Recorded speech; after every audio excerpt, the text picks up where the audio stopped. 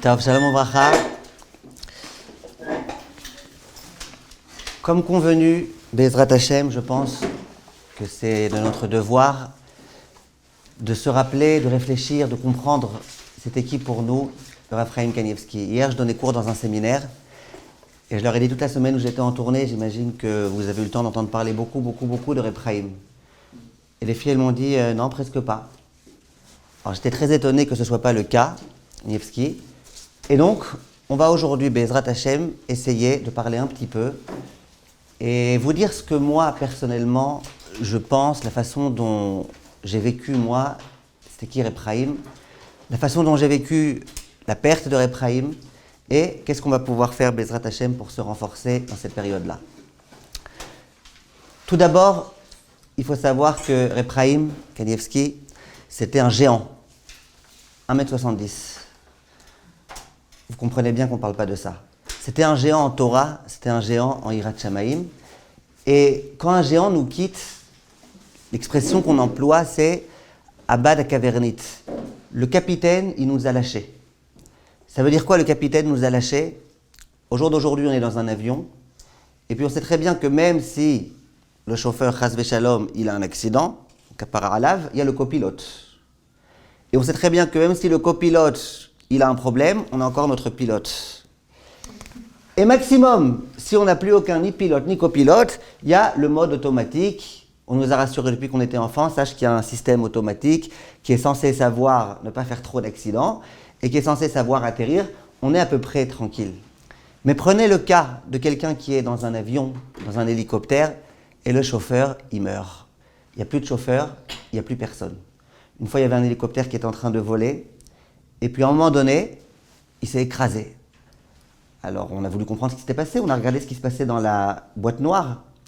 Et bien, ce qui s'est passé, c'est que celui qui était à côté du chauffeur, il a dit au chauffeur, il fait trop froid ici, tu m'éteins s'il te plaît ce ventilateur tout de suite. Et bien voilà ce qui s'est passé. Quand on perd le pilote, et ben c'est difficile de réussir à s'en sortir. Et Reb Chaim, en l'occurrence, c'était notre pilote. Un jour, il y avait un père qui était avec son fils. Ils étaient dans une grotte, dans l'obscurité. Et le père, Baruch Hashem, il a réussi à trouver une bougie. Il n'en avait qu'une. C'était une grande bougie. Et il a allumé la bougie. Qui est-ce qui peut me dire quand est-ce que la bougie, elle éclairait le mieux? La nuit. Très bien, je vois que vous avez bien écouté le cours de ce matin. Et au bout de quelques bonnes heures, la bougie, elle s'est éteinte. Et le père, il s'est mis à pleurer. Alors le fils, il lui a dit, papa, pourquoi tu pleures?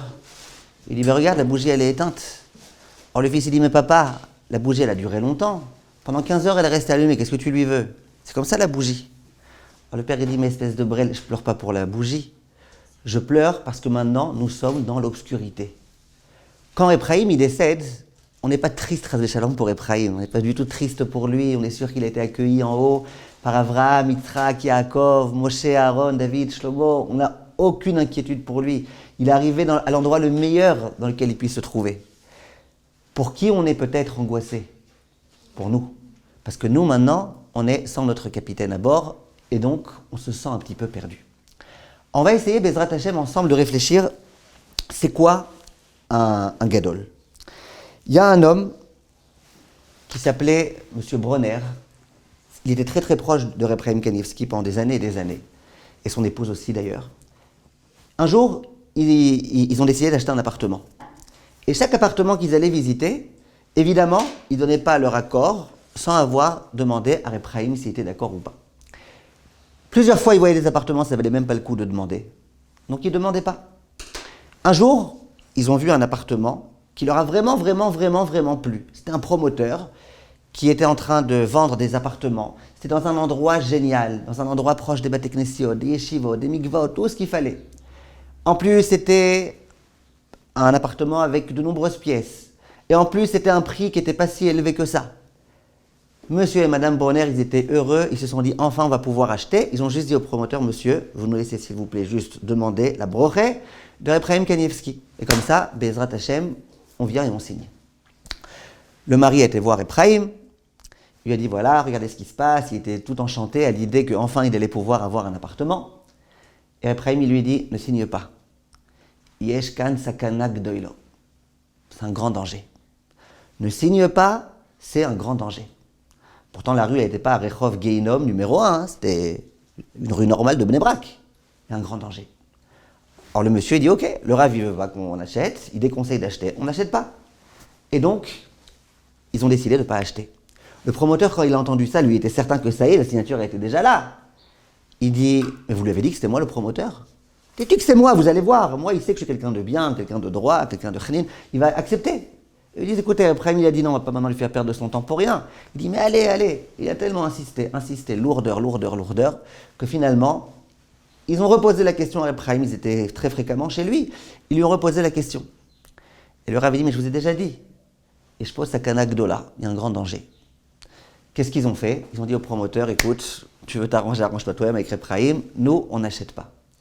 2 jours après le refus, il s'est avéré que ce promoteur, il a fait complètement faillite, il a été s'enfuir à l'étranger, et monsieur et madame Bronner ont compris en quoi c'était vraiment pas une bonne chose pour eux de signer pour cet appartement-là. Et la dame, elle raconte, elle dit, et depuis, Baruch Hashem, j'ai pu m'acheter un bon appart comme Napoléon. Alors, le Rav, ça c'est une histoire, on pourrait raconter des centaines de milliers d'histoires comme ça. Et je suis sûr qu'avec le temps, les histoires, elles viendront. À mon avis, c'est pas ça un gadol. Le fait que Baruch Hashem, il ait eu cette chorma et presque cette notion de Ruach HaKodesh et compagnie, ça ne veut pas encore dire, à mon avis, que c'est un gadol. C'est quoi alors un gadol?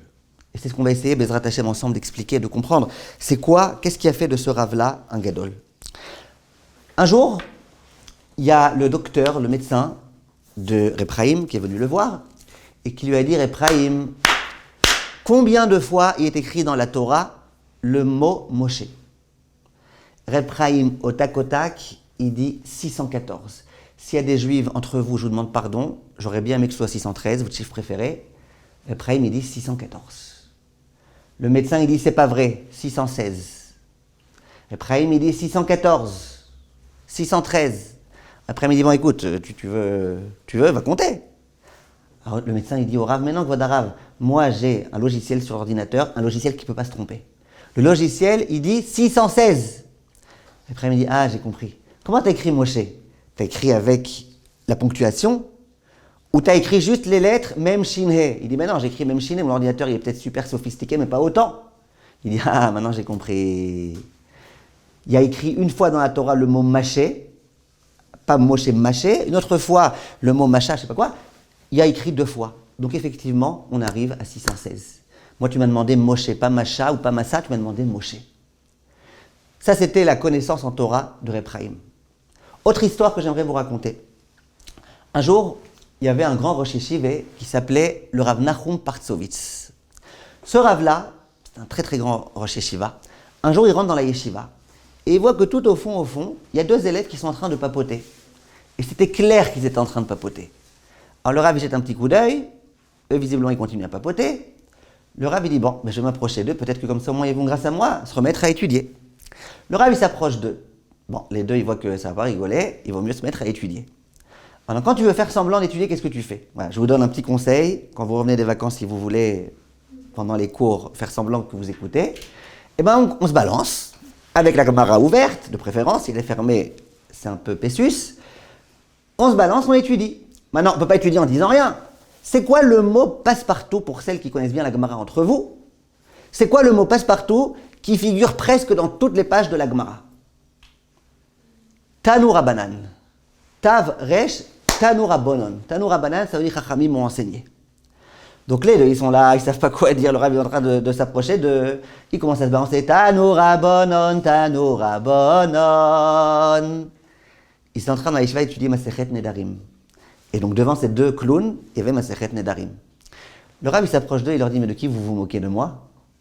Dans toute Masechet Nedarim, il n'y a pas écrit une seule fois le mot Tanu Rabbanan. Ah, vous croyez vous moquer de moi, hein? Pas une seule fois. C'est vrai qu'il figure dans toutes les autres Masechet des milliers de fois. Dans tous Nedarim, pas une fois. Et le Rav Nachum Partzovitz, il a raconté cette histoire à Rav Zilberstein. Vous connaissez Rav Zilberstein? C'était le beau-frère de Reb Chaim. C'est le Rav de Ramat El-Hanan.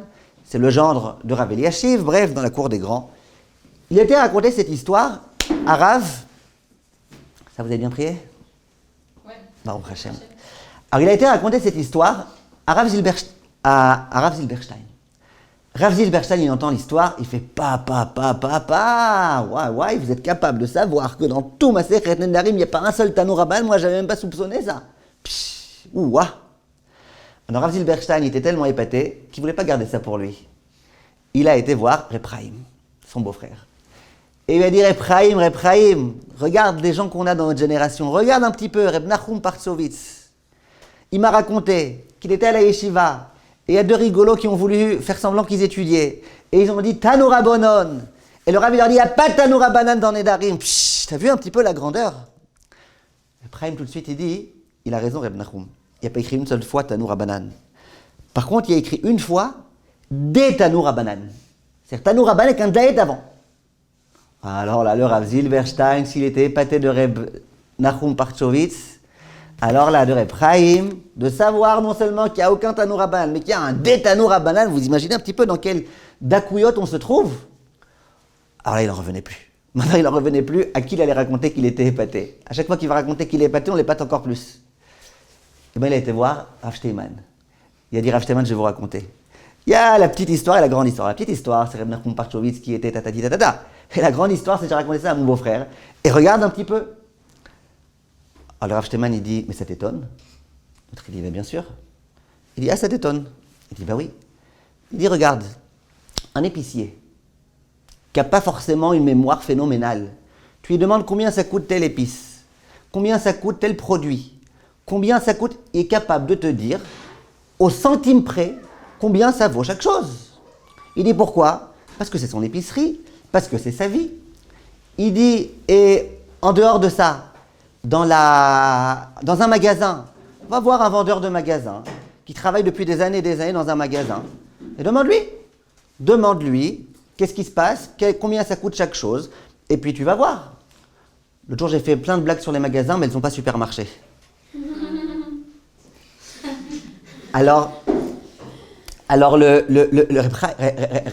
Rav Steinman, il dit, non, c'est pas peine de vous gêner, si vous voulez rire, vous avez le droit.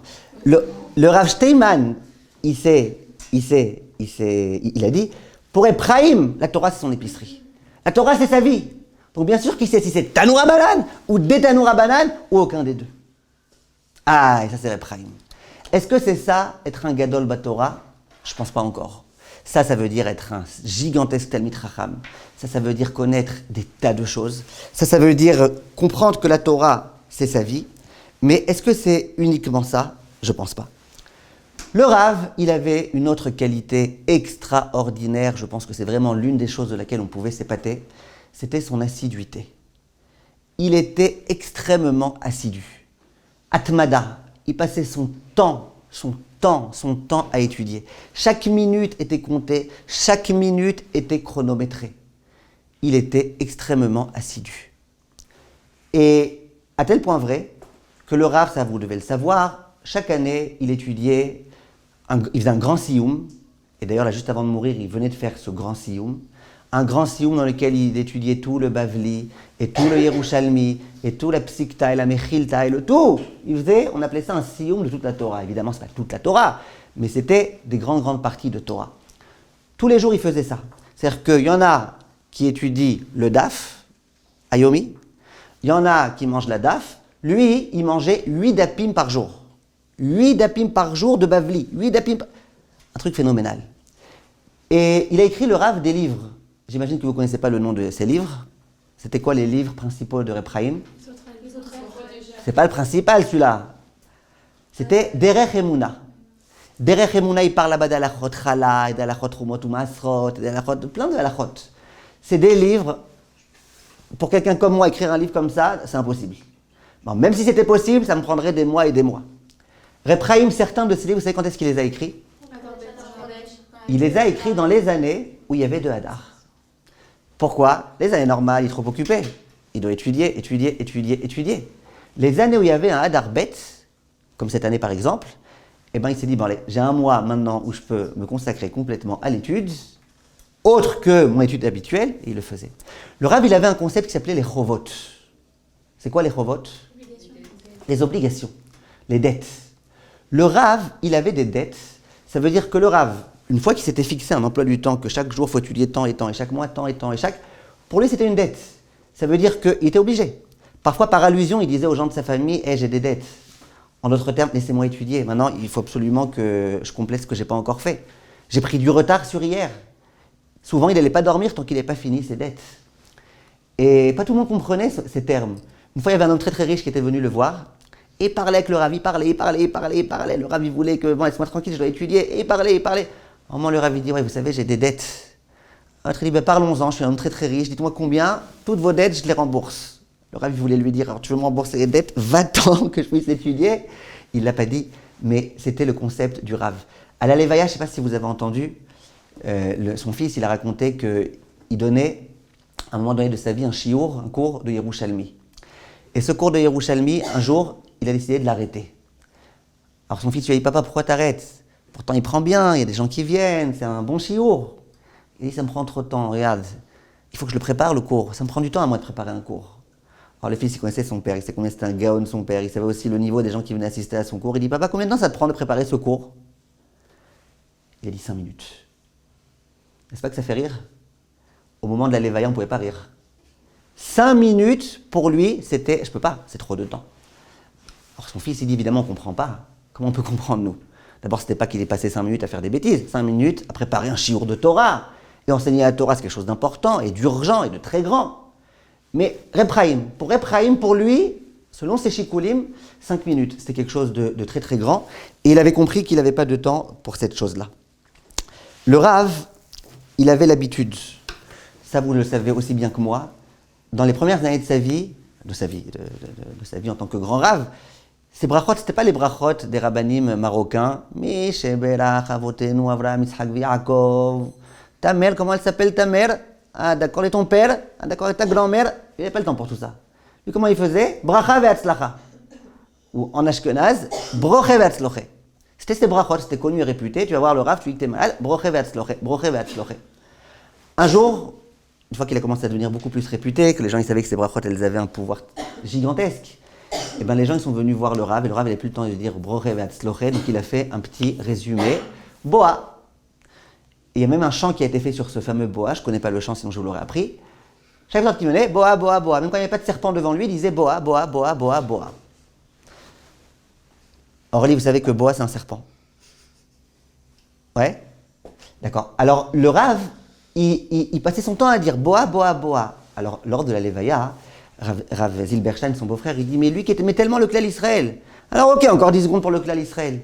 Il disait non mais pour lui c'était trop. Alors lui, il mettait toute sa kavana, tout son cœur, tout ce qu'il fallait dans son boa. Et c'était suffisant pour lui. Le Rav, c'était donc quelqu'un, comme je disais, qui faisait extrêmement attention à ces choses-là. J'aimerais vous raconter une histoire.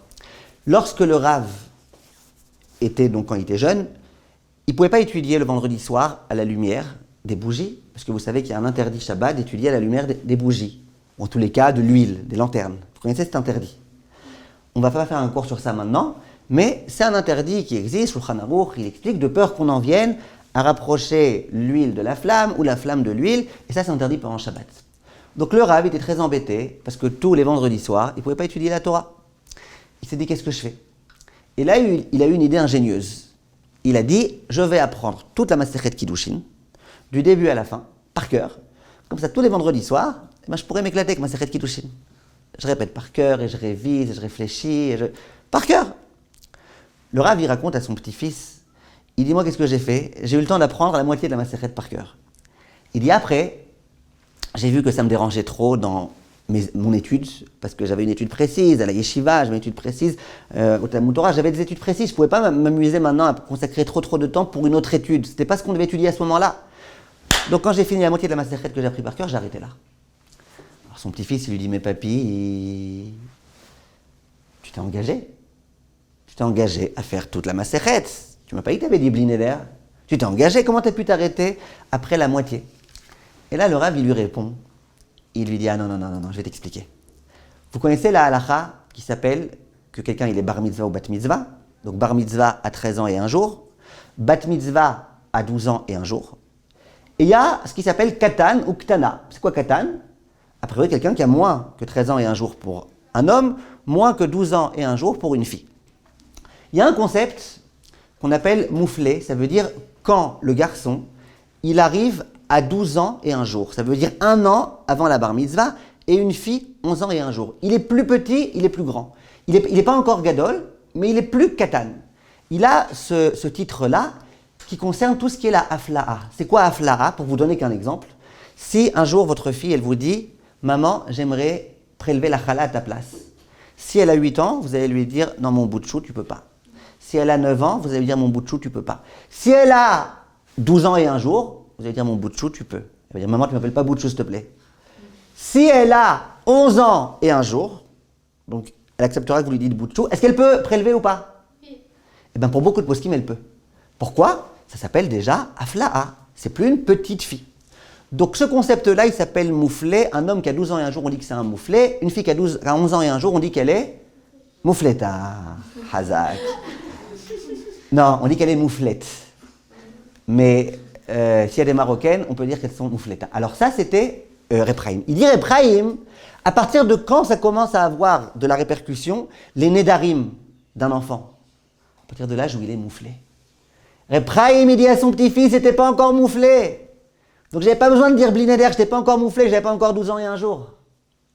Ça veut dire que Repraim, avant d'avoir 12 ans et un jour, je ne parle pas du fait qu'il était capable d'apprendre une demi-masséchet par cœur, il va beaucoup plus nous épater dans la suite, je ne parle pas de ça. Mais je parle du fait qu'il était déjà conscient que c'est dommage de perdre du temps le vendredi soir. C'est dommage. Il vaudrait mieux trouver des astuces, des stratagèmes, des solutions pour ne pas perdre de temps. Et il avait trouvé une idée. Et il a eu le temps d'étudier à moitié de la masséchet alors qu'il n'avait pas encore 12 ans et un jour. Vous comprenez un petit peu c'est quoi Repraim. Ça, c'était l'assiduité remarquable de Rav Kanievski. On commence déjà à avoir une image de c'est quoi un gadol.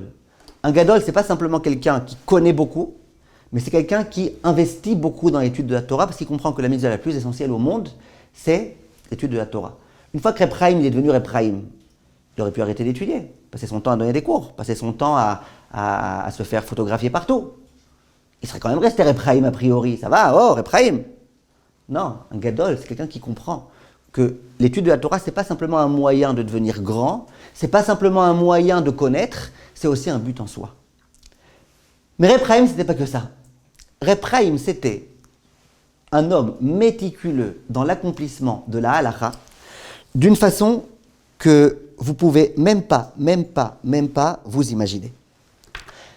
J'ai un livre chez moi à la maison, il y a peut-être 200 pages, avec des tonnes de photos de Repraim, et où on te montre chaque comportement du Rav, comment il s'arrangeait d'après le Gaon de Vilna là-bas, comment ici il faisait ça pour tenir compte de l'opinion du Chazon Ish qui, comment ici c'était selon le Gaon de Vilna. Tout ce qu'il faisait Repraim, c'était mesuré.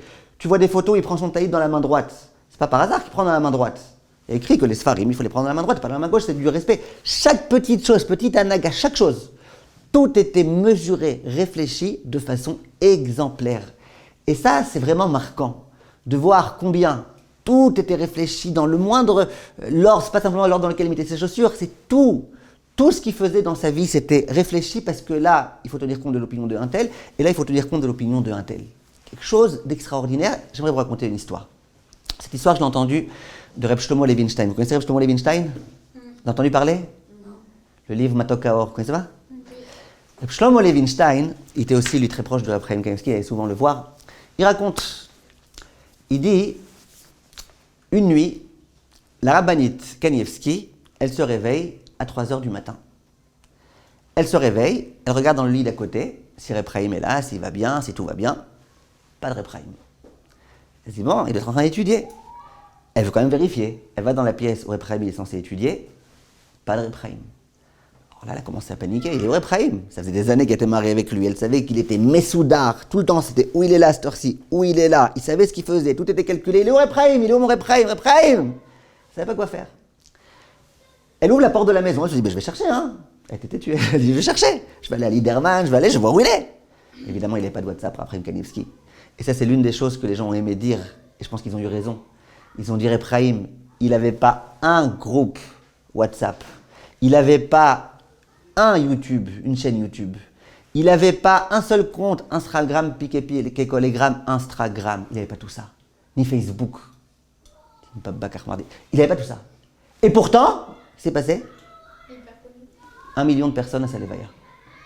1 million de personnes qui l'ont vraiment aimé. 1 million de personnes qui ont vraiment pensé que c'était quelqu'un digne de ce nom. C'était juste au passage. En tous les cas, qu'est-ce que je voulais vous dire? Donc, il est au Ephraim. Elle ne peut pas l'appeler, il n'a pas de téléphone. Il est au Ephraim. Elle ouvre la porte et elle voit Rechov Rashbam, là, si vous avez déjà vu la maison de Ephraim. Elle voit Ephraim en pyjama, avec sa grande kippa de nuit. Il avait une grande kippa de nuit. Vous savez pourquoi elle était grande? Pour pas qu'elle tombe la nuit quand il dort. Donc il faisait en sorte qu'elle soit très grande. Il avait une kippa spéciale pour la nuit. Ça aussi, le Chafetz Chaim dit que c'est bien d'avoir une kippa pour la nuit, pour ne pas prier à Kadosh Baruch Hu avec une kippa avec laquelle on dort. Tout était mesuré chez lui, tout. Il était avec sa kippa de nuit, avec son pyjama, en train de remonter les escaliers avec une tête un peu remma. Alors son épouse, elle dit, Ephraim, où tu es? Qu'est-ce que tu fais? Il dit, ah, je sais pas comment je suis désespéré. Il dit, qu'est-ce qui se passe? Il dit, regarde, la nuit, parfois, quand je vais aux toilettes, ou en journée, ben, je passe dans le couloir. Et toujours du côté droit, je vois mon loulav. Le loulav dont je me suis servi à Soukot. Cette histoire, elle se passe un peu avant Pessah. Le loulav que j'ai mis de côté après Soukot. Il dit, à chaque fois que je vois qu'il est là, ça me rassure. Parce que je sais qu'il y a la coutume, la veille de Pessah, quand on brûle le chametz, de brûler aussi avec le loulav. Il dit, ce matin, cette nuit, j'ai voulu aller aux toilettes. Et puis, je vois plus mon loulav. Je me suis dit, waouh, si quelqu'un par erreur l'a jeté à la poubelle, et les poubelliers ils viennent très tôt à Bnei Brak à 5h du matin, et je ne vais plus avoir de loulav. Vite, j'ai couru à 3h du matin pour aller chercher mon loulav, malheureusement, je ne l'ai pas trouvé. La rabbinite lui dit, ah, Ephraim, tu m'aurais demandé, tu m'aurais réveillé, tu m'aurais demandé.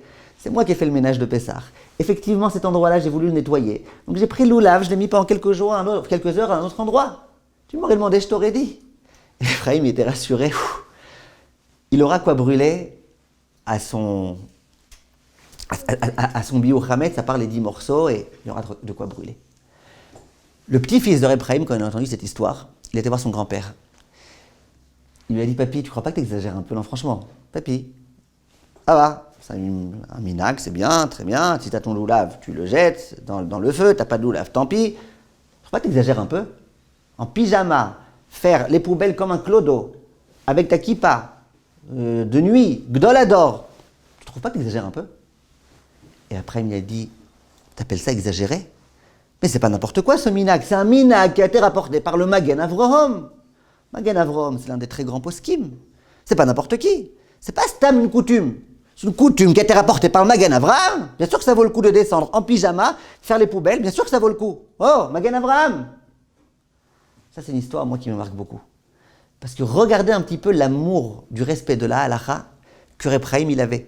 C'est une coutume, ok, ça, c'est une coutume. Tu sais combien il y en a des coutumes du Magen Avraham? Vous savez combien il y en a? La coutume, tu fais Rouf Tafshilin, après tu fais chaque repas, tu prends le pain, bon ça va, t'as pas réussi à prendre ce pain-là après, tant pis pour toi, c'est pas grave, tant pis pour lui. Non. C'est une coutume. Ephraim, à chaque fois il regardait son loulav, il était joyeux à l'idée qu'il pourrait faire cette coutume. Le jour où il l'avait pas, heureusement qu'il n'a pas eu une crise cardiaque, il a été chercher son loulav. Il l'a pas vu, il était dégoûté, sa femme elle l'a rassuré. Ça c'est le Dikdouk Ba'alacha de Ephraim. Et dans ce livre-là, on voit des tas de choses. Par exemple, je ne sais pas si vous savez, mais Ephraim, à chaque fois, il recouvrait son verre d'eau. Moi, vous m'amenez un verre d'eau, je ne le recouvre pas. Même s'il y a toute une nuit qui est passée que mon verre d'eau il est resté comme ça, bon, je préférerais le jeter. Mais d'après la halakha stricte, c'est pas peine de le jeter. Aujourd'hui, il n'y a plus de serpents dans les maisons, donc il n'y a plus besoin de craindre quoi que ce soit. Dans les séminaires, il y a des serpents, c'est ça? Non? Alors, il y a des boas, on a dit des boas. Alors, il n'y a pas de serpent, il n'y a pas de problème. Le rave, qu'est-ce qu'il fait? Le rave, non seulement la nuit, bien sûr, c'est couvert, mais même en journée. Vous voyez toutes les photos où vous avez le rave, vous rentrez dans son bureau, vous voyez, s'il y avait un café ou une boisson, elle était couverte. Donc il buvait, bien sûr, il la découvrait pour boire, et dès qu'il avait fini, tac, il la recouvrait. Et il y a eu 2-3 fois des histoires dans lesquelles il y a des gens auxquels il a demandé de leur amener à boire, il leur a amené, et puis les gens, ils ont dit au rave que soi-disant, c'était une eau qui n'était pas découverte, alors qui était découverte, et le rave, en goûtant, il s'est aperçu. Le rave, il tenait absolument à accomplir toutes les mitzvot de la façon la plus la méadrine, mina méadrine. Et même quand il y a des choses où il ne faisait pas la khumra, c'est parce qu'il avait une raison. Là, il fallait absolument faire comme le Gaon de Vilna, qui, lui, il avait tout était mesuré. Non seulement la Torah, il la connaissait par cœur, mais en plus, il faisait tout en adhésion avec la Torah. Un jour, il devait sortir l'un de ses livres. Et son père, Stai Peller, il lui dit, ça tombe bien, moi aussi, aujourd'hui, l'un de mes livres, Keilot Yaakov, je vais les amener à l'édition. Alors le Rav, il dit à son père, papa, tu veux que j'aille moi? Le père dit non, il faut absolument que moi j'aille, j'ai des choses à voir avec le... Est-ce que tu veux, mon fils, que j'amène ton livre à toi aussi en même temps? Après, il me dit, bon, papa, si tu proposes, avec plaisir. Resta Peller, il a pris son propre livre et le livre du Reb Chaim Kanievski. Après, il me raconte, il dit, ce livre-là, Shem Yirachem, combien de problèmes il y a eu. Et ça a mal été imprimé. Et le disque dur, il s'est brûlé. Combien de temps ça a pris jusqu'à ce que ce livre, il paraisse. Il dit, et moi, j'ai compris pourquoi, d'où ça provient, j'ai fait mon Cheshbon Nefesh. Il dit, j'aurais pas dû laisser mon père me rendre un service. C'est pas Kiboudorim, ça, de laisser mon père me rendre un service. J'aurais dû aller de moi-même. Le Rav était très très contre. Vous connaissez aujourd'hui les gens qui disent, maman, ça te dérange pas d'aller à Auchan pour moi? Non, moi je suis un peu fatigué, hein, tu comprends, j'ai regardé la télé toute la journée. Il y a des gens comme ça. Alors après, il me dit, mais t'es fou quoi, tu demandes un service à ta mère? Mais c'est pas ça Kiboudorim. Ta mère, elle peut te demander un service. Toi, demander un service à ta mère? Et ça va très très loin. En tout cas, le Rav, comme ça, il voyait les choses. Le Rav, il disait, à chaque fois que je devais faire des shidurim à mes enfants et tout, je demandais conseil à mon père. Pourquoi? Parce que c'est l'une des façons d'honorer son père. Honorer son père, c'est pas simplement lui dire papa, à boule de 1000 francs. Ah, papa, les parents ils ont encore de ça. Pourquoi tu crois que je t'en casse pour moi? Par contre, quand tu viens voir ton père et que tu dis papa, j'aimerais ton conseil, j'aimerais savoir ce que tu en penses, ça honore. Et le Rav disait à tout le monde, demandez conseil à vos parents, demandez, ça leur fait plaisir, c'est un honneur que vous leur rendez. Ça, c'était le Dikduk Ba'alacha de Reb Chaim. Mais c'est pas tout. Parce que ça montre, tout ce que je viens de vous dire maintenant, que c'était un bon juif. Ça montre que c'était un bon juif dans toutes les mitzvot de Ben Adam, là, Makom. Bah oui, il étudie bien la Torah, il faisait bien la Torah, il faisait attention à accomplir toutes les mitzvot comme il fallait. Mais c'est pas simplement ça, un gadol.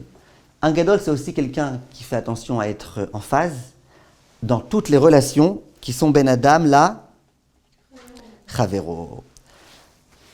Le Rav, il avait l'habitude, tous les jours, de recevoir des lettres qui lui étaient envoyées. Il recevait des lettres. Toute personne qui voulait pouvait lui envoyer une lettre. Et toute personne auquel il y avait une lettre qui avait été envoyée, qui avait envoyé une lettre au Rav, le Rav, il répondait. Il n'y avait pas beaucoup de gdolim dans notre génération, en tout cas, qui faisaient ça. Qui prenaient la peine de répondre à chaque lettre qui était envoyée. Le Rav, il le faisait. Quel est le mot avital qui contient une lettre? Quel est le mot qui contient une lettre? Déborah? Enveloppe. Alors, le Rav, il avait des lettres. Il recevait des lettres. Et il répondait à chacune des lettres. Maintenant, le Rav, il dit, et ça, il l'a dit à son fils, et le fils, il l'a dit lors de la Levaya. D'accord? Mais il l'a aussi dit, le Rav, dans son livre, c'est aussi écrit, il dit parfois il y a des gens qui lui ont envoyé des lettres, d'accord, des enveloppes si vous préférez. Et dans ces lettres, on voyait que celui qui posait la question, il était un petit peu mharbak. Je ne sais pas si vous vous imaginez les questions qui ont été posées dans la Prime Classique, quand vous voyez parfois les questions qui ont été posées, tu dis mais ils sont fous les gens qui ont posé des questions. Ils ont dérangé le Rav pour ça. Et le Rav, il dit à son fils, parfois quand je vois les questions, je vois qu'il y a plein de gens, ils ont été chercher des questions. Pourquoi? Ils voulaient pouvoir dire, moi j'ai reçu une lettre de Reb Chaim, donc exprès poser des questions pour pouvoir dire, j'ai reçu une lettre de Reb Chaim. Eh bien le Rav, il dit, qu'est-ce que tu crois? Que je répondais pas? Il dit, bien sûr que je répondais. Il dit, parce que moi je savais que si ce jeune homme, si ce garçon, parfois c'est des petits-enfants qui posaient des questions complètement idiotes, juste pour pouvoir avoir le mérite d'avoir une lettre de Reb Chaim, il dit, si celui-là, ça va le renforcer, le fait que Reb Chaim, il lui ait répondu, ben moi je lui réponds. Je lui réponds, et voilà. Le Rav, il passait comme ça, des heures et des heures, ce même Rav, dont chaque minute était mesurée. Il passait du temps à répondre à toutes les lettres qui lui étaient envoyées, et quand rien que vous voyez les photos, vous voyez combien de lettres il recevait, énormément de lettres. Un jour, quelqu'un a été au commissariat, et il dit, monsieur, moi je reçois à chaque fois plein de menaces par la poste, à la boîte aux lettres. Plein de menaces. Ça y est, on a marre là, ça suffit les menaces. Alors le policier lui dit, bon, j'imagine monsieur que tout est écrit en anonyme. Il dit, mais pas du tout anonyme. C'est EDF, le service des impôts, les... D'accord? Le Rav, il recevait... Ah, même pas de sourire, voilà. Alors, non, je croyais qu'il y aurait au moins quelques sourires, mais c'est pas grave. Alors le Rav, il faisait attention à toutes ces choses-là. Maintenant, son épouse, la rabbinite Kanievski. Donc là, vous voyez combien le Rav, il était là pour les autres. Maintenant, son épouse, et ça aussi le fils du Rav, il l'a dit lors du Hesped, il dit, lorsque le Rav il rentrait à la maison du Kollel, parce que le Rav il allait au Kollel, il était Repraim avec la barbe blanche, il allait au Kollel Chazon Ish. Il y a des photos fantastiques dans ce livre-là en question, où tu vois Repraim comme ça au Kollel, avec son taillé de katane au-dessus de la chemise, sans chapeau, sans veste, sans rien du tout. Repraim, il était au Kollel. Repraim, quand il rentrait du Kollel, sa femme, sa rabbinite, elle lui avait préparé à manger. Et parfois, elle était encore occupée, la rabbinite, avec toutes les personnes qui venaient pour lui poser des questions, elle lui demandait des brachot, lui demandait des conseils. Eh bien, le Rav, il attendait sa femme. Il ne commençait pas à manger tant que sa femme n'était pas là. Évidemment, il n'allait pas perdre du temps, il n'allait pas compter les mouches. Donc, qu'est-ce qu'il faisait? Étudier la Torah. Le Rav, quand son épouse, elle devait partir le soir pour aller réjouir des calottes qui allaient se marier, qui étaient par exemple orphelines, ou lorsqu'elle devait aller réjouir des gens, quand elle devait partir le soir, le Rav, il s'adressait au chauffeur et il lui disait, regarde, essayez s'il vous plaît de faire en sorte de revenir avant minuit. Pourquoi? Le Rav, il n'allait pas dormir tant que son épouse n'était pas rentrée. Au moment où sa femme, elle quittait la maison, c'est sa petite fille qui raconte, le Rav, peu importe ce qu'il était en train de faire, même s'il était en train d'étudier, quand il savait que sa femme, elle quittait la maison, il fermait son livre, ou il mettait quelque chose dessus, il allait accompagner sa femme, ensuite, il allait à la fenêtre, il faisait à sa femme un petit coucou, et il restait à la fenêtre jusqu'à ce que la voiture, elle quitte l'horizon. Ça c'est Repraim, lui qui chaque minute était importante. Il était capable de faire tout ça. Vous voyez combien on est loin aujourd'hui? Aujourd'hui, on demande à quelqu'un, comment ça va ton mariage? Comment ça va ton couple? Comme le coca. Ça veut dire quoi? Ça fait du gaz? Je dis non, comme le coca. Au début, c'était très très bien. Après, c'est devenu diet. Aujourd'hui, c'est 0. Le Rav, c'était pas comme ça. Le Rav, il investissait dans son Shlom Bayit. Il investissait dans toutes ces choses-là. Et c'est la raison pour laquelle, Baruch Hashem, ils ont eu un Shlom Bayit extraordinaire, du début jusqu'à la fin. Vous connaissez cette histoire terrible d'un homme qui s'appelait Louis, qui s'est marié avec une femme qui s'appelait Claire. Ils étaient des grands amoureux. Et un jour, malheureusement, ils se sont quittés. Le jour où ils se sont quittés, il y a eu 2 catastrophes. Louis, il est devenu aveugle, et Claire, elle est devenue sourde. Le jour où ils se sont quittés, Louis, il voyait plus clair, et Claire, elle a perdu Louis. Repraim, c'était pas ça. Repraim et la rabbinite Elisheva, c'était pas ça. Ils étaient toujours ensemble, l'un avec l'autre, main dans la main, et ils faisaient tout ce qu'ils avaient à faire. Le Rav,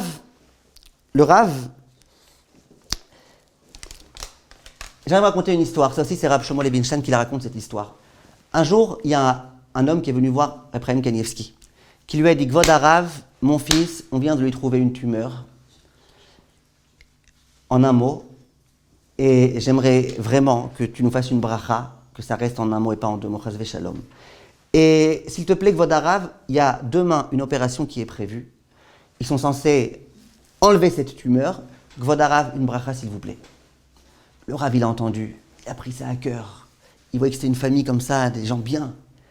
Il dit, amène-moi ton fils, s'il te plaît. Le petit gamin, il arrive avec son père. Après, il lui dit, comment tu t'appelles? Et là, Repraim, il lui pose la question que tous nos grands-parents nous posaient quand étaient tous les tontons, les tatas. Il dit, qu'est-ce que tu aimerais être quand tu vas devenir grand? Alors lui, il n'a pas répondu pompier. Il n'a pas répondu toutes les bêtises là aujourd'hui que les gens y répondent. Il a dit, moi, j'aimerais être comme le Rav. Alors, le Rav, il était flatté. Et le Rav, il a dit à son épouse, amène-nous, s'il te plaît, chérie, du vin des Sioumim.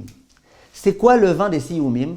Le Rav, à chaque fois qu'il faisait un Sioum, ça veut dire presque tous les jours, le Sioum d'une Masechet, eh ben, il étudiait beaucoup. Il ne laissait pas ça passer comme ça. Il sortait un peu de vin et il faisait les Chaim. Et il ne faisait jamais les Chaim tout seul. Même quand il finissait une Masechet et que son épouse n'était pas là, il attendait son épouse. Ensemble, ils faisaient les Chaim. Et la petite fille du Rav, elle raconte, elle dit, on voyait au visage de mes grands-parents qu'il n'y avait pas de moment où ils étaient plus joyeux et sereins les deux que ce moment-là où ils faisaient un petit Lechaim. Tu voyais le Rav qui disait à sa rabbinite que c'est grâce à elle qu'il a pu tellement étudier, et elle qui était heureuse, qui était joyeuse, qui était fière. Et c'était quelque chose d'extraordinaire. Tout mimi. Alors le Rav, il dit, amène-moi s'il te plaît un peu du Yain Sioumim, c'était l'un des vins dont on se servait en tant que ségoula. Quand il y avait besoin vraiment d'une ségoula, on faisait un petit Lechaim avec ce vin. Le Rav, il sert un petit peu au garçon, il sert un petit peu à son père, ils font un lechaim. Et le Rav, il le bénit, Bezrat Hashem, qu'il est refoué chez les mains. Le Rav, il s'adresse là au père. Et il dit, tu m'as dit que c'était prévu quand? Le scanner demain? L'opération demain? Il dit, non, non, non, tu vas voir le médecin, tu lui dis pas d'opération avant qu'on refasse un scanner. Le père, il dit, ben, je vais essayer. Non, non, non, pas tu vas essayer. Tu fais pas d'opération, tu laisses pas le chirurgien toucher ton fils tant que vous ne refaites pas un scanner.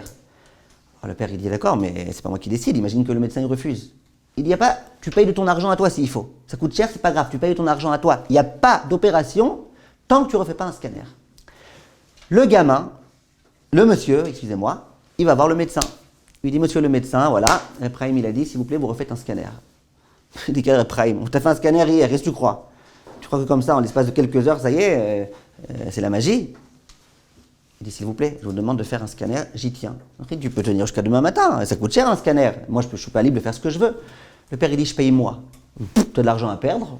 Bah, si tu veux, on refait un scanner. De toute façon, ne crois pas que ça va changer. Hein. Tu veux, on refait un scanner, on refait un scanner. Le père, il dit, j'ai une condition juste. Si jamais il s'avère que le scanner n'était pas nécessaire, c'est moi qui paye. S'il s'avère qu'il était nécessaire, c'est l'hôpital qui paye. Ou vous. Le médecin, il dit, ok, bien sûr. Il va faire un fou furieux avec lui. Il s'est dit, avec plaisir. Ils refont un scanner. Sur le scanner, on voit qu'il n'y a pas de maladie du tout. Rien. Zéro. Aucune tumeur. Alors le médecin, hein, il dit, ah non, il y a dû y avoir une erreur dans ce scanner. On va refaire un scanner. Le père, il dit, c'est toi qui paye. Hein. On va refaire un scanner. Il refait un scanner, tout a disparu. Le père, il retourne voir Ephraim.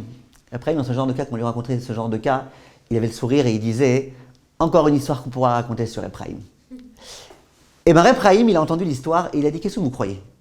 Que c'est le vin qui a guéri la tumeur, qui a défoncé la tumeur? Qu'est-ce que vous croyez? Vous croyez que c'est ma bracha qui a eu? Il dit, je vais vous dire la vérité. Depuis le moment où votre fils, il m'a dit, moi j'ai envie de devenir Ephraim. Depuis le moment où vous m'avez quitté, jusqu'au moment où vous avez fait le scanner, j'ai prié à Kadosh Baruch Hu toutes mes forces. J'ai dit, Hachem, regarde, lui ça deviendra quelqu'un de grand. Lui ça deviendra quelqu'un qui te servira, qui fera ta volonté. Regarde ses bonnes intentions. Hachem, s'il te plaît, aide-le. Fais en sorte qu'il ait refoué chez les mains. Il dit, ben voilà pourquoi il est refoué chez les mains. Parce qu'on a prié, prié.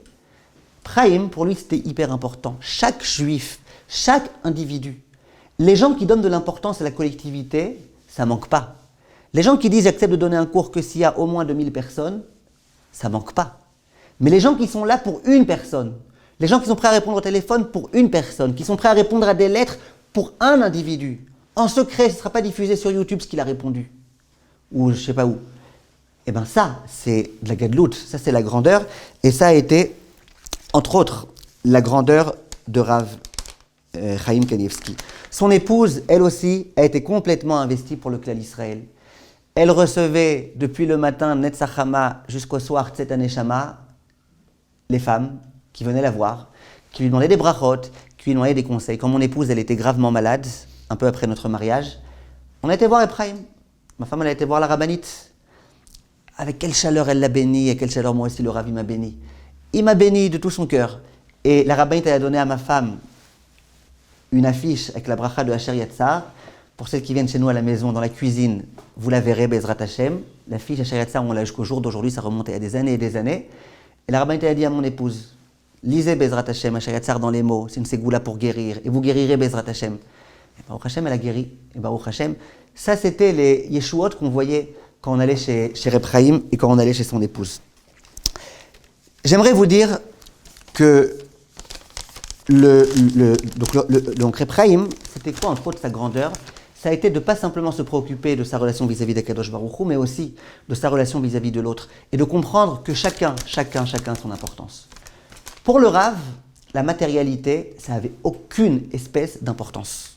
Littéralement, pas, aucune espèce d'importance. D'ailleurs, j'ai l'habitude de le dire, les gens droits n'ont pas dévié.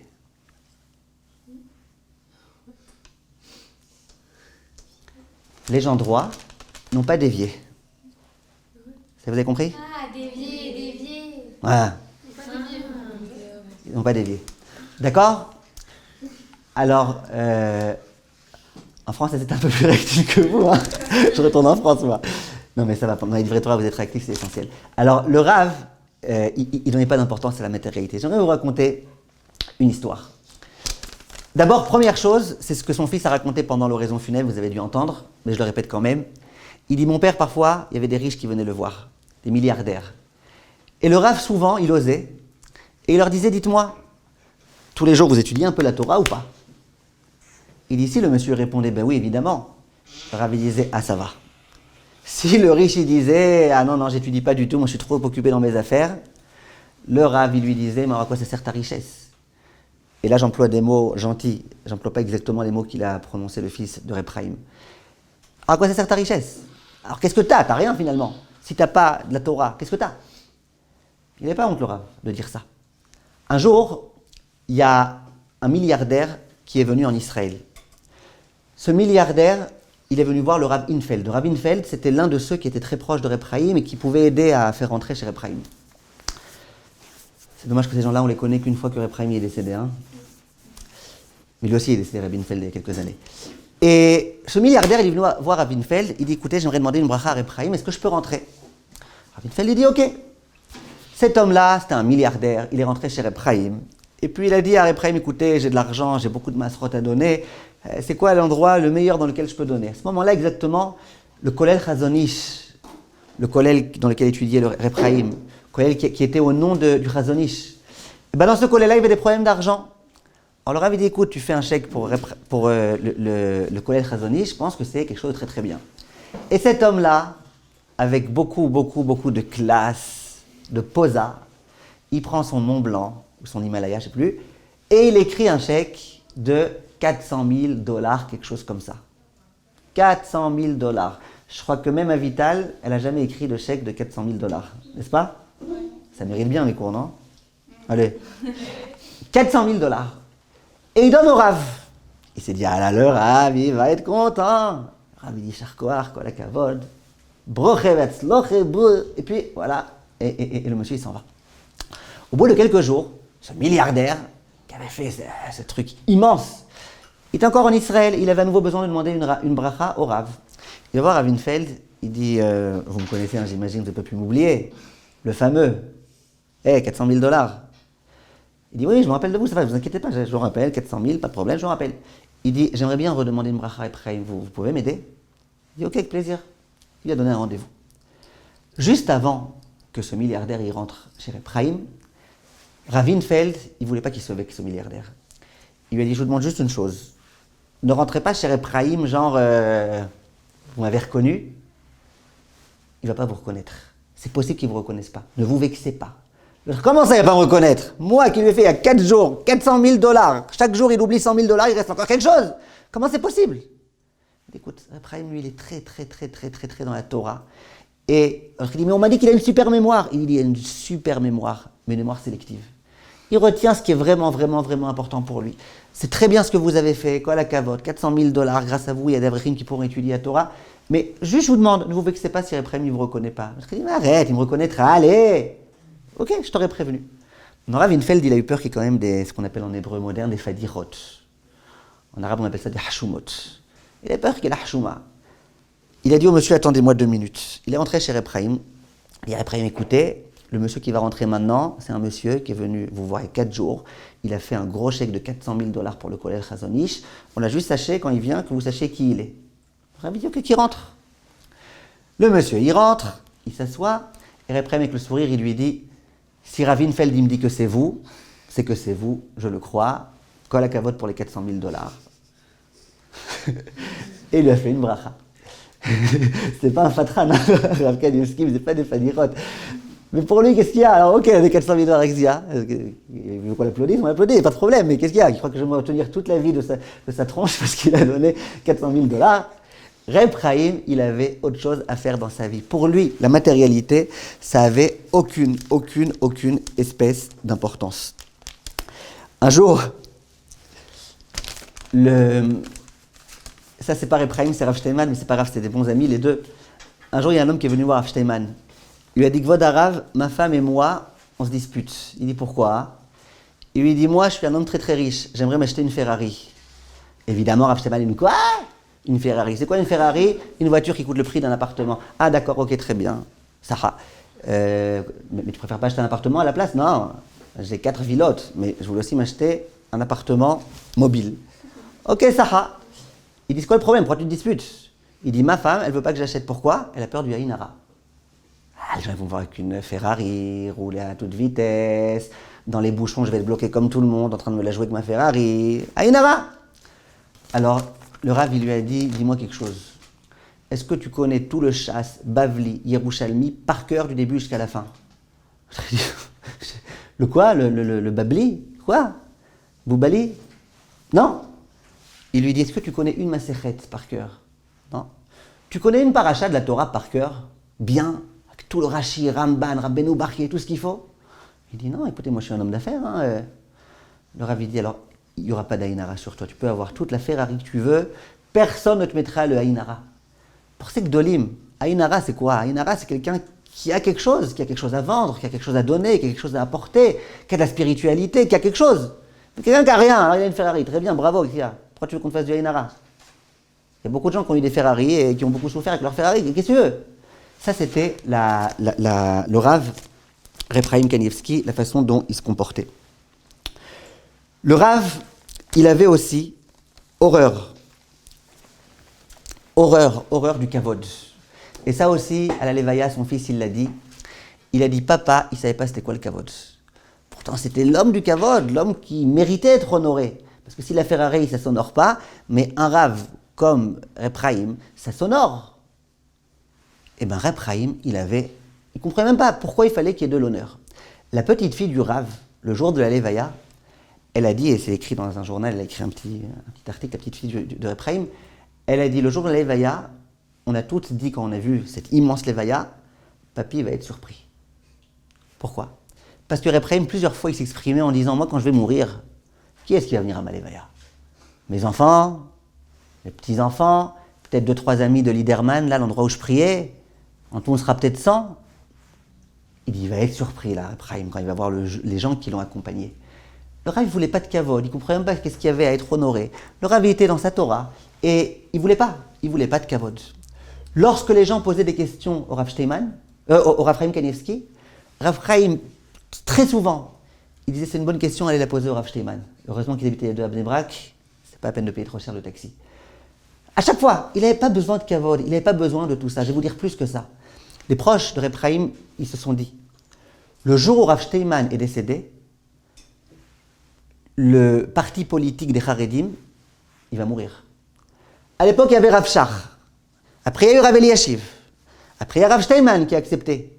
Ils se sont dit, mais Rav Steinman il est mort, qui est-ce qui va prendre ça sur lui? Reb Chaim, jamais de la vie, il voudra.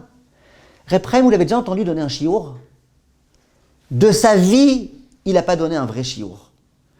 Il donnait un shiur le jour du décès de son père, au Kollel Chazon Ish, un shiur de 5 minutes. Jamais il donnait de cours, peut-être dans sa vie il en a donné quelques fois, mais pendant toutes ces dernières années, jamais il donnait de cours. Et quand on lui demandait pourquoi tu ne donnes pas de cours, il disait moi je suis timide. Maintenant, Reb Chaim, c'était quelqu'un qui était assez fort pour pouvoir surmonter cette timidité. Il devait avoir beaucoup de raisons pour lesquelles il ne donnait pas. Jamais il donnait de cours. Jamais. Pourquoi je vous disais ça? C'était un homme qui était vraiment, lui, sa Torah et ses élèves qui venaient lui demander. Il ne cherchait pas à être connu. Il ne cherchait pas à devenir célèbre. Jamais. Ils se sont dit, le jour où, maintenant que Rav Steinman est mort, c'est fini. Plus personne va accepter de prendre le tafkid de Klal Israël, d'être le leader du Klal Israël. Ils ont eu très peur, ils se sont inquiétés. Et ils ont tous été surpris. Le jour où Rav Steinman est mort, et où le Rav Steinman avait dit, je vous demande, ne faites pas de espedim quand je vais mourir. Il avait demandé le Rav explicitement qu'à sa levaya, on ne dise rien sur lui. Et ce jour-là, le Rav Chaim Kanievski, il a pris la parole et il a dit, on doit faire des espedim du Rav Steinman. On fera des espedim au Rav Steinman, il n'y a pas le droit d'interdire qu'on fasse des espedim. Et c'est le premier enseignement grandiose qu'il a donné en tant que quelque chose qui montrait bien qu'il acceptait de prendre le tafkid du Gdolador qui allait nous indiquer la voie. Il a pris ça. Et là, les gens, ils étaient rassurés. Et ensuite, il a pris sur lui toutes les décisions qu'il fallait prendre dans le parti politique. Le Rav Steinman, jusqu'à ses 94 ans, ces dernières années, vous vous rappelez, quand il y avait toutes les élections, il fallait refaire des élections, et refaire, et refaire, et qu'il y avait des gens des bannettes au pouvoir, et que le Rav, il était très inquiet, qu'est-ce qui s'est passé à ce moment-là? Eh bien, le Rav, il allait de ville en ville. quand il y avait des grands rassemblements de guimels et tout, de ville en ville, il allait. Pourquoi faire? Pour s'asseoir et rester comme ça. Il ne croyait pas qu'il parlait, il ne prenait pas le micro, il ne disait même pas qu'il faut voter. C'était comme ça. Tu avais Rav Ezrahi qui prenait la parole, qui criait. Il faut absolument regarder. Il était là, assis comme ça. Pourquoi il se déplaçait? Parce qu'il savait que le monde de la Torah était dépendant de ça. Ce n'était pas le genre de Reb Chaim. Reb Chaim, ce n'était pas celui qui allait se déplacer tous les jours à chaque endroit, ce n'était pas son genre.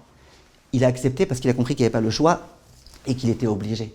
Et quand moi, il y a des imbéciles heureux qui m'ont dit « Moi, je ne peux pas voter, je sais que Reb Chaim c'était important, mais je n'ai pas le temps, je suis trop occupé. » Moi, j'adore les gens, les abrutis, qui, à chaque fois qu'il y a des mitzvot à faire, ils ne viennent pas.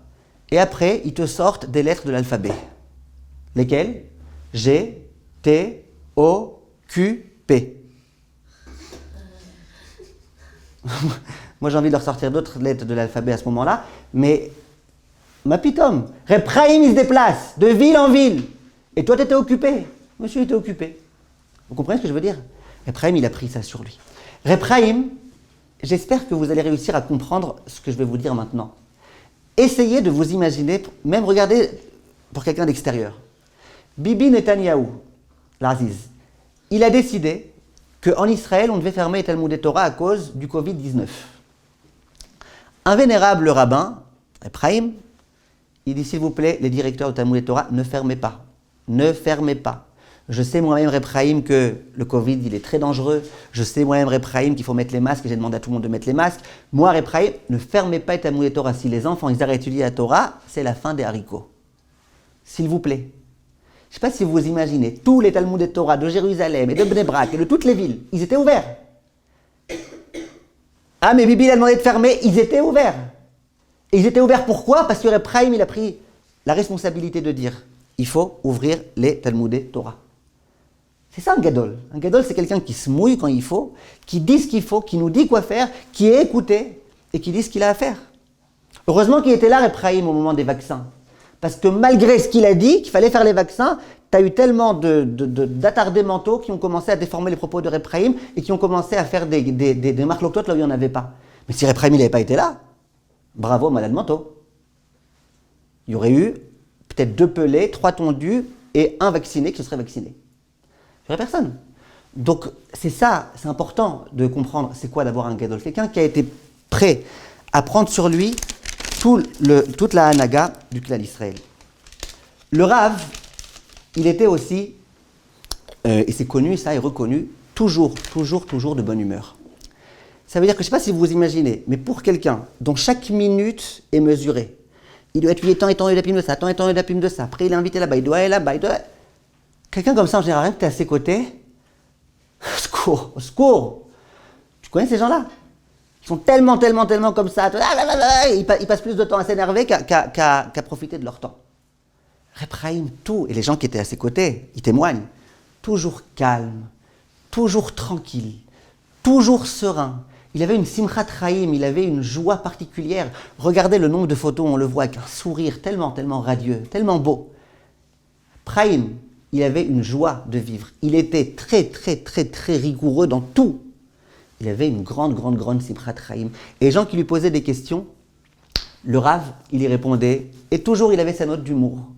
Toujours, il était là pour réjouir les gens. Un jour, quelqu'un lui a dit, Kvod Harav, j'aimerais appeler ma fille Shira. Est-ce que c'est un nom bien?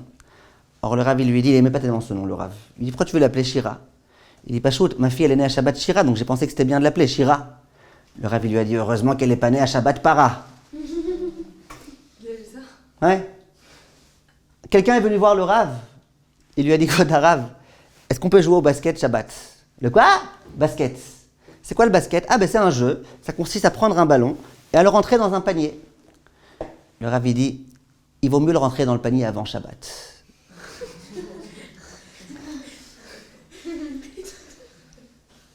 Un jour, quelqu'un a demandé à Reb Chaim, il lui a dit, écoutez, je vais bientôt me marier, je veux savoir comment je dois écrire mon nom sur la Ketouba, je m'appelle Chaim, est-ce qu'il faut écrire avec un yud ou avec 2 yud? Donc voilà, il est trop Rav. Le Rav, il lui répond, il lui envoie une enveloppe vide. Il reçoit l'enveloppe, il dit, ah, ils ont oublié de mettre l'enveloppe.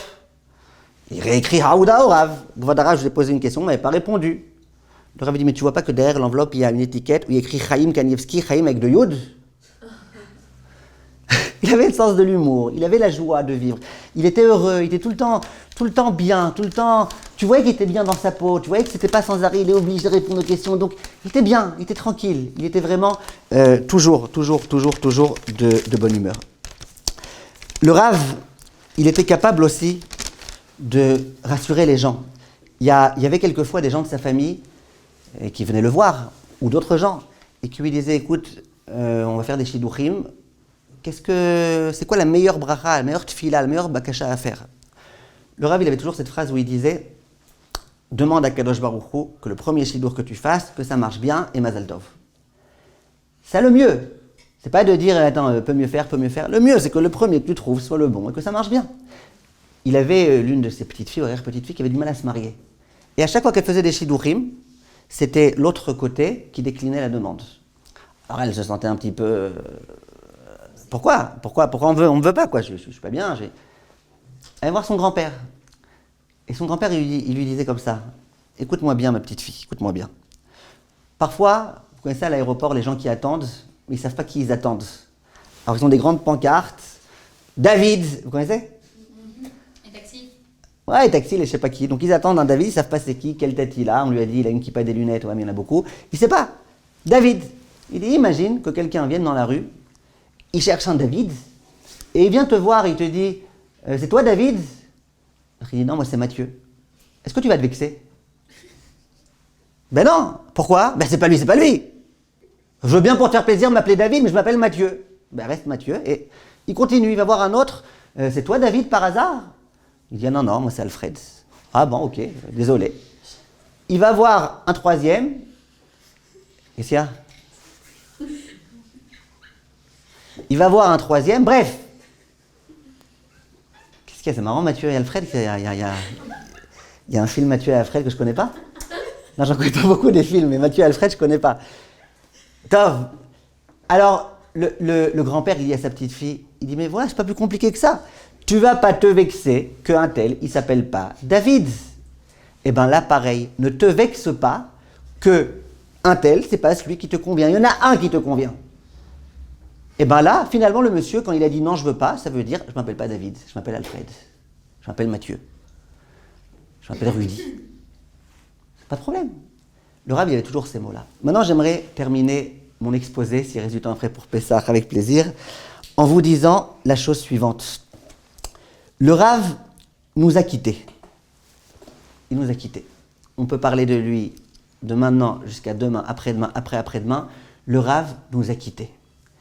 Et visiblement, il n'y aura pas un nouveau Reb Chaim. Bien sûr qu'on aura un Ogdolim, mais je ne sais pas s'il y aura un nouveau Reb Chaim. Un jour, il y a un homme, au moment où il voulait acheter une dira, il a dit au métavers, moi, je veux acheter une dira à Rehov Arav Shach. Vous avez entendu parler du Rav Shach. À Bnei Brak, il y a une rue Rehov Arav Shach. Il dit, moi, vous ne me présentez pas les dirotes qui ne sont pas Rehov Arav Shach. Moi, je veux absolument une Rehov Arav Shach et au numéro 2. Alors l'autre, il a déjà eu des cas de psychiatrie compliqués, de zoologie, mais ça, il n'était jamais tombé sur ça. Jamais tombé sur ça. Alors le monsieur, il lui dit, mais vous pouvez m'expliquer pourquoi vous voulez nécessairement à Rehov Arav Shach numéro 2? Il dit, c'est très simple. Moi, j'aimerais qu'à chaque fois qu'on m'écrive une lettre, sur l'enveloppe, il y ait écrit Yoni Shish Portish, le Rav Shach numéro 2. Arav Shach Shtaim. Il n'y aura pas de Reb Chaim Shtaim. Reb Chaim, c'est Reb Chaim. Il n'y aura pas de Reb Chaim Shtaim, mais il faut qu'on comprenne, alors qu'est-ce qu'Hachem y attend de nous? Qu'est-ce qu'Hachem y veut de nous? Pourquoi Hachem nous a pris Reb Chaim? Eh bien, j'aimerais m'inspirer des propos de Reb Sholem. C'est qui Reb Sholem? Non? Reb Sholem Shvedron, ben si je vous dis quoi, alors vous n'allez pas deviner. Reb Shalom Shvedron, il s'appelait le Maguide de... le Maguide de... Jérusalem, vous connaissez ou pas Reb Shalom Shvedron? Yeshiva. Le Maguide de Jérusalem, vous ne connaissez pas? Au Canada, il n'y avait pas le Maguide de Jérusalem? Il n'y a pas. Il y avait un livre, le Maguide de Jérusalem, c'était les drachot de Reb Sholem Shvedron.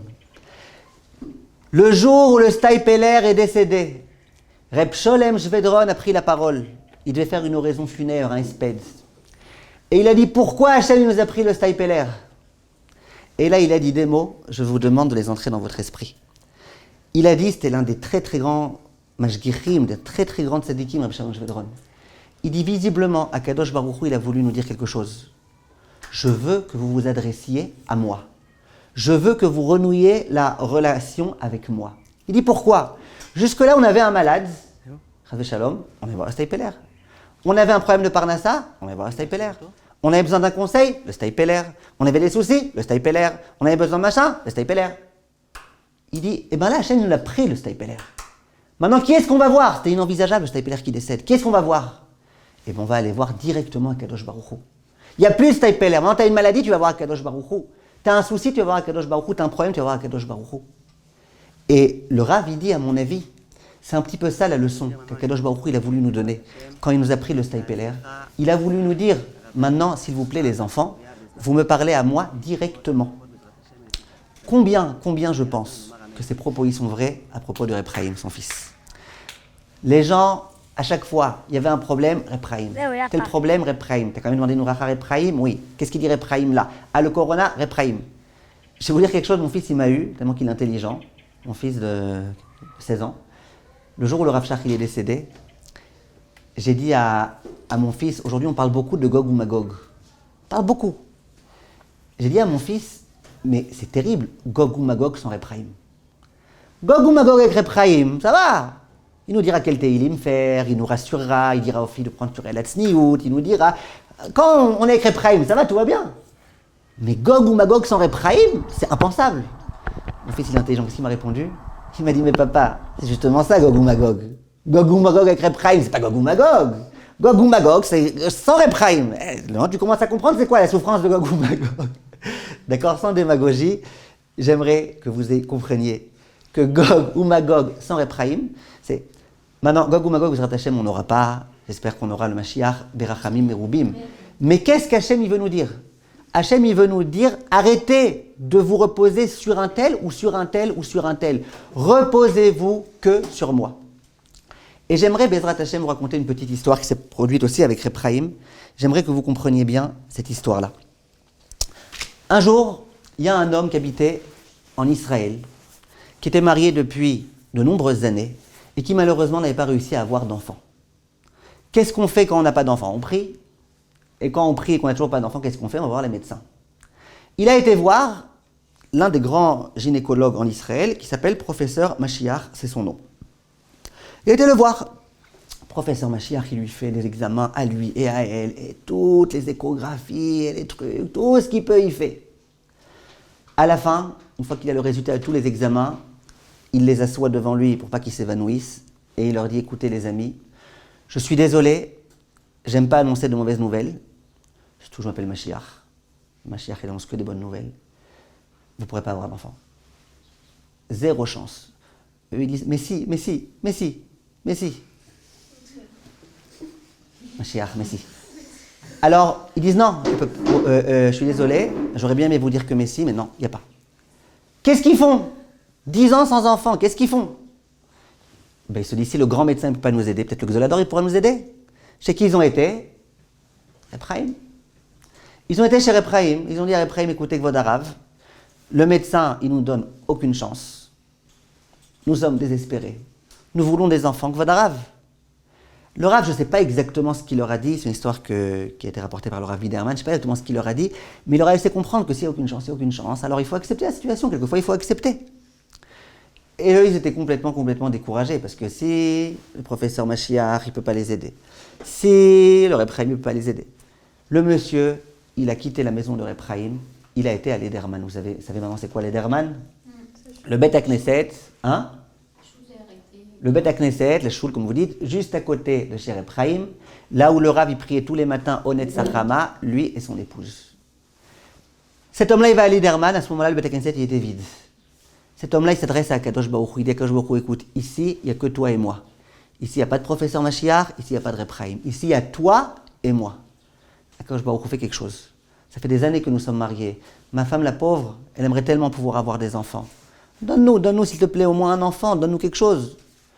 Tu nous en donnes qu'un, on l'appellera Justin. Mais donne-nous un enfant, donne-nous quelque chose.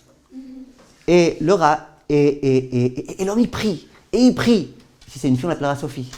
Il prie, il prie, il prie, il prie, il prie. Il pleure, il déverse des larmes. Au jour d'aujourd'hui, cet homme-là, il a 10 enfants. Ça, c'est une histoire qui nous montre quelque chose. Qui nous montre que parfois, c'est sûr que c'est bien qu'on ait de la émouna en nos chachamim, mais il ne faut jamais perdre de notre esprit que c'est pas Ephraïm qui va m'aider, c'est Akadosh Baruch Hu qui va m'aider. Or, c'est sûr que ça peut passer par Ephraïm, mais qu'est-ce qu'on pense? Qu'il n'y a plus de Ephraïm, ça y est, on est tous fichus? Impossible. Impossible de penser une chose pareille. Un jour, dans un avion, il y avait Biden, Bennett et Macron. Ils étaient dans un avion. Et il y avait le chauffeur privé, le pilote. À un moment donné, monsieur Biden, il dit, on va réjouir un petit peu l'humanité.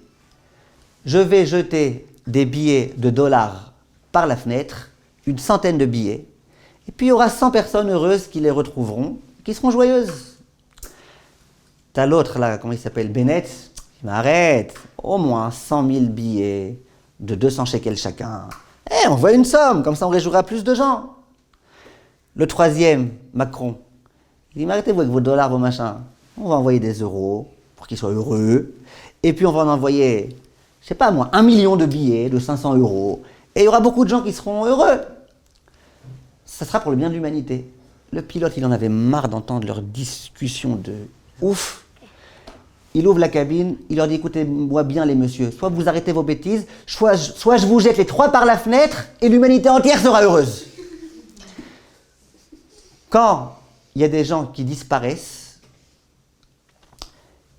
eh ben, il y a des gens qui sont heureux. Il y a des gens, quand ils disparaissent, on a l'impression que c'est la fin du monde. Eh ben, il faut comprendre que même quand Ephraïm il disparaît, c'est pas la fin du monde, parce que Akadosh Baruch Hu, il est encore avec nous. Et c'est la grande leçon qu'on doit prendre et qu'on doit comprendre. On aura toujours Akadosh Baruch Hu avec nous.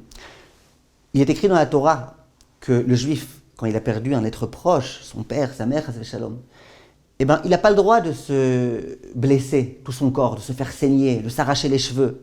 Il n'a pas le droit. La Torah elle dit pourquoi il n'a pas le droit. Bani matem lachem elokechem, vous êtes les enfants d'Akadosh Baruch Hu. Alors les Tosfot, ils expliquent de façon fabuleuse. Ils disaient, quel rapport? Ils disent, écoutez bien, un goy, un païen, quand il perd son père, qu'est-ce qui se passe? Il n'a plus sur qui se reposer. Jusque-là, il avait besoin d'un conseil, il avait son père. Jusque-là, il avait besoin d'argent, il allait voir son père. Qui est-ce qu'il va voir maintenant? Tu vas me dire, il a une petite statuette. Il a déjà essayé de lui demander de l'argent, ça n'a pas marché. Une fois, elle est tombée par terre, elle s'est cassé le nez. Qu'est-ce que tu veux? Tu veux qu'il se repose sur une statuette de rien du tout? Donc le goy, quand il a perdu son père, il sait très bien que sa statuette, c'est 0. Et qu'est-ce qu'il fait? Il se blesse, il s'arrache les cheveux, il conçoit que c'est la fin du monde qui est arrivée. Il dit, mais vous les Juifs, Bani, Matem, Lachem, Elokechem, vous êtes les enfants d'Akadosh Baruch Hu, Akadosh Baruch Hu, lui, il disparaîtra jamais. Akadosh Baruch Hu, il sera toujours là. Akadosh Baruch Hu, nous sommes ses enfants. Et quand bien même, ton père, Chas Shalom, physique, biologique, il disparaîtrait, mais tu n'es pas tout seul. Il y a Akadosh Baruch Hu qui est là. Akadosh Baruch Hu, c'est notre père. Notre père, il est toujours là pour nous. Toujours, tout le temps, à chaque instant. Il est toujours là pour nous. Donc même quand on perd un proche parent, Chas Shalom, lo alenu, lo alechem, évidemment qu'il y a la halakha qu'il faut s'endeuiller. Et pendant un certain temps. Et malheureusement, il y a des gens qui ne s'endeuillent pas. C'est une erreur. Il faut s'endeuiller. Simplement, il faut comprendre qu'il n'y a pas trop de quoi s'endeuiller. Il ne faut pas penser que le monde s'est écroulé, que le ciel nous est tombé dessus. Pourquoi? Pourquoi? Parce que nous avons Akadosh Baruch Hu qui est présent avec nous. Dans ma tournée, j'ai dit à plusieurs occasions, et j'aimerais vous le dire à vous aussi, je pense que notre relation avec Akadosh Baruch Hu n'est pas toujours très saine. Quand par exemple on a honte de demander à Akadosh Baruch Hu qu'on arrive à attraper le bus, parce que le pauvre ne va pas le déranger pour ça, c'est que la relation n'est pas très saine. Parce qu'un fils, il ne doit pas avoir honte de demander à son père quand il sait que son père il veut lui donner et qu'il peut lui donner. La relation n'est pas toujours très saine.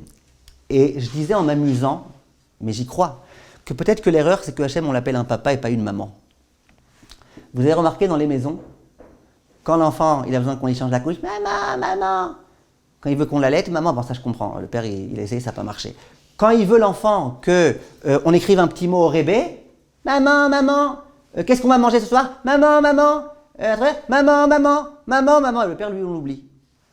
Un jour, le fils, il dit, hé, papa. Le père, on s'est rappelé de moi. Oui, mon fils. Elle est où, maman? D'accord? Peut-être que c'est le problème. Pour nous, Hachem, c'est une autorité. On a peur de lui. On n'ose pas lui demander. Alors, tu sais quoi? Fais d'Hachem ta maman. Quelqu'un est venu voir le Rav Zilberstein, le beau-frère de Reb Chaim. Il lui a dit, Vodarav, moi, je me connecte bien à Kadosh Baruch Hu quand je le considère comme étant un ami. Est-ce que c'est une bonne chose ou pas? C'est ce qu'il a dit, le Rav. Il lui a dit, dans le Shemona Esrei, on le dit. Les ma'an yichaletzun yedidecha. C'est quoi Yedid? C'est un ami. On dit à Kadosh Baruch Hu, tes amis. Et quand on dit Yedid Nefesh, Yedid Nefesh Avarachman, Kadosh Baruch Hu, c'est un ami très proche. Donc il dit bien sûr qu'il y a plusieurs façons de conceptualiser Akadosh Baruch Hu.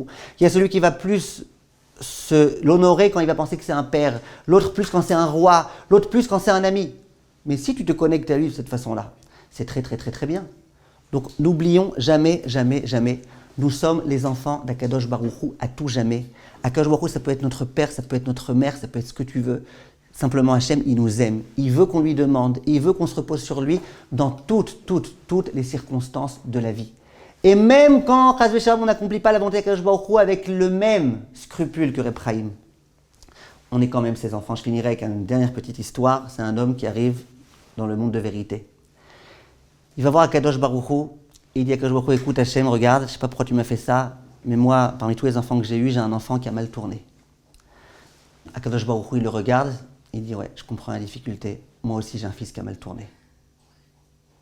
Vous le connaissez? Yeshua. Alors, non?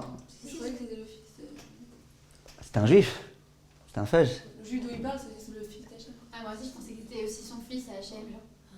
Que c'était aussi le fils d'Hachem, son fils au monsieur. Non. Le père, il dit, moi j'ai eu un fils qui a mal tourné. Hachem, il dit, Le fils d'Hachem, là. Hachem, il dit, moi aussi j'ai eu un fils qui a mal tourné. Alors le père, il s'adresse à Kadosh Baruch Hu, il dit, moi je te dis la vérité, mon fils, je l'ai complètement déshérité, j'ai décidé qu'il ne recevrait rien de mon héritage. Et vous, Dieu, qu'est-ce que vous avez fait? Il dit, moi aussi, j'ai écrit un Nouveau Testament. Voilà, c'était la petite histoire que je voulais vous raconter pour vous dire que nous les Juifs, nous sommes proches d'Akadosh Baruch Hu. Toujours. Nous, les Juifs de la Torah, nous sommes près d'Akadosh Baruch Hu. Hachem, il nous aime. Hachem, il compte sur nous pour qu'on soit proche de lui. Nous, on peut compter sur lui. Et dans toutes les circonstances de la vie, Akadosh Baruch Hu nous aidera. Le fameux Reb Chaim qui a passé sa vie pour le clan Israël. Je suis sûr et certain que de là où il se trouve, il va prier de toutes ses forces, de toutes ses énergies, avec tout son amour de la Torah, avec tout son amour d'Akadosh Baruch Hu, avec tout son amour du clan Israël. Il va prier pour nous tous que Bezrat Hashem, la Géoula arrive bientôt, rapidement, Berachamim Merubim, Bezrat Hashem. Et pour ma part, je vous souhaite Pessar, Kacher, Vesameach.